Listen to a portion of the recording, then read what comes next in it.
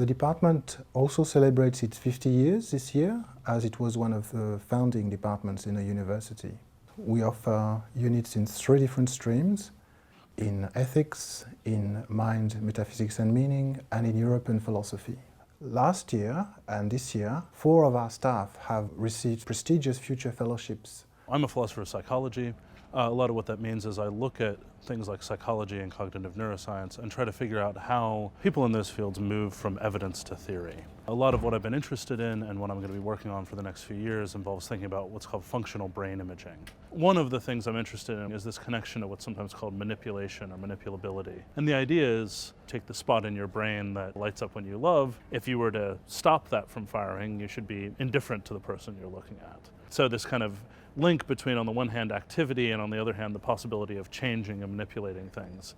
In the same way that, if you've got a gene for blue eyes, one thing that means if it really is the gene for blue eyes is if you changed it, you could give someone brown eyes. I work generally in the field of healthcare ethics, which means I start with practical problems in healthcare and look at the ethical issues that arise and try and develop solutions that are useful for practitioners and for policymakers. My most recent project, for which I've just been funded, is on the ethics of overdiagnosis, which is the problem that happens when people get diagnosed with conditions which aren't really diseases and which they don't really need to be treated for. So, for example, one source of overdiagnosis is when the boundaries of disease are widened. So, for example, diabetes is now defined at a lower blood sugar level than previously. And this raises issues about conflicts of interest, because clearly when you create a wider category, more people have got the disease, so there's more opportunities for treatment. And my project will look at how we can define disease in a way that stops overdiagnosis from happening, and also examine the ethical issues that arise and try and think about ways that we might be able to overcome them.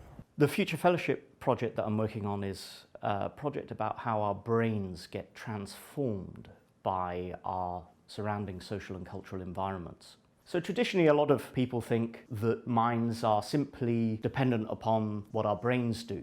Philosophically, there's a big issue about whether or not our minds are entirely encapsulated within our skull. But the kind of view that I'm looking at is that perhaps there's a non-dualistic way of thinking about our minds, and that's by looking at the way that we actually interact with the world.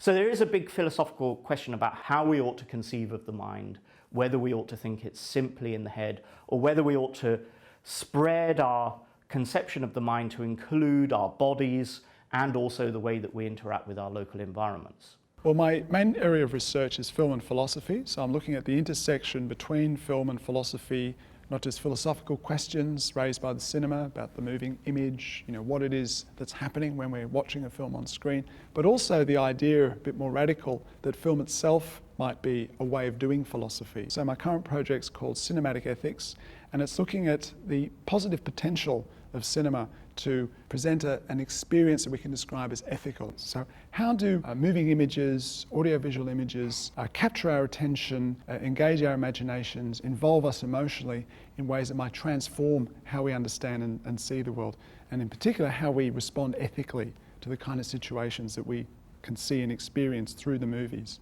So it's very exciting times for the department at the moment, with all these great research projects. We're looking forward to another 50 years of success for philosophy at Macquarie.